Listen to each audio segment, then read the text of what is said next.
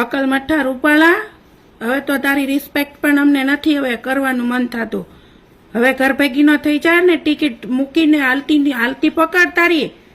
તો નમસ્કાર મિત્રો, ફરી એકવાર એક નવા વિડીયોમાં તમારું હાર્દિક સ્વાગત કરું. ત્યારે મિત્રો હાલમાં તમને ખબર છે કે રૂપાલાનો જે ક્ષત્રિય સમાજ વિરોધ કરી રહ્યા છે, અને ક્ષત્રિય સમાજ ઉપરાંત રાજપૂત સમાજ રૂપાલાનો શા માટે વિરોધ કરી રહ્યા છે એ પણ મિત્રો તમને ખબર જ હશે. કારણ કે મિત્રો એક જાહેર સભામાં પરસોત્તમ રૂપાલાએ એવું કીધું હતું કે અંગ્રેજો જોડે રાજપૂતોએ તેમની બેટી રોટીનો વ્યવહાર કર્યો. તો આવું મિત્રો પરસોત્તમ રૂપાલા એકદમ ખોટી ટિપ્પણી કરી હતી, અને એ વિવાદ મિત્રો હાલમાં એટલો બધો ઉકળી રહ્યો છે કે વાત જ ના પૂછો. ત્યારે મિત્રો હાલમાં જ ક્ષત્રિય સમાજનું એક જ કહેવું છે કે પરસોત્તમ રૂપાલાએ જે આ ટિપ્પણી કરી છે એના અંગે એમને માફી તો અમે આપવાના જ નથી. એટલે કે માફી તો આજે નહીં ને કાલે નહીં, પરંતુ તેમની ટિકિટ રદ થાય એ જ એમના માટે માફી છે. અને આજ સુધી અમારા સમાજે કોઈ પણને માફી આપી જ નથી, આવું મિત્રો ક્ષત્રિય સમાજનું કહેવું છે. ત્યારે મિત્રો હાલમાં જ એક ક્ષત્રિય સમાજના બેનને લઈને વધુમાં વધુ વિડીયો વાયરલ થઈ રહ્યો છે.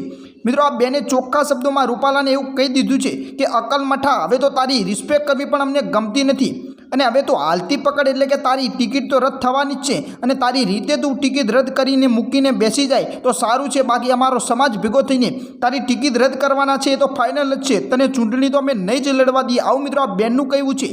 ત્યારે મિત્રો હાલમાં જ આ ક્ષત્રિય સમાજના બહેનો પણ વધુમાં વધુ પરસોત્તમ રૂપાલાનો વિરોધ કરી રહ્યા છે.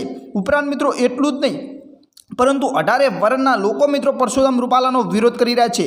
કારણ કે મિત્રો આ જે પરસોત્તમ રૂપાલાએ જે ટિપ્પણી કરી છે એ એકદમ ખોટી કરી છે. પરંતુ મિત્રો આ બેને આગળ વિડીયોમાં શું જણાવ્યું એ વિડીયો પણ આપણે તમને હાલ થોડી વારમાં આખો સંભળાવી દઈએ.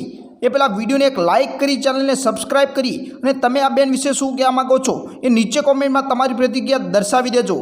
જે પણ કોઈ મારા સમાજના રાજકારણ આમાં ઘૂસ્યા ને જે રાજનીતિ કરી છે ને એ હટી જાજો.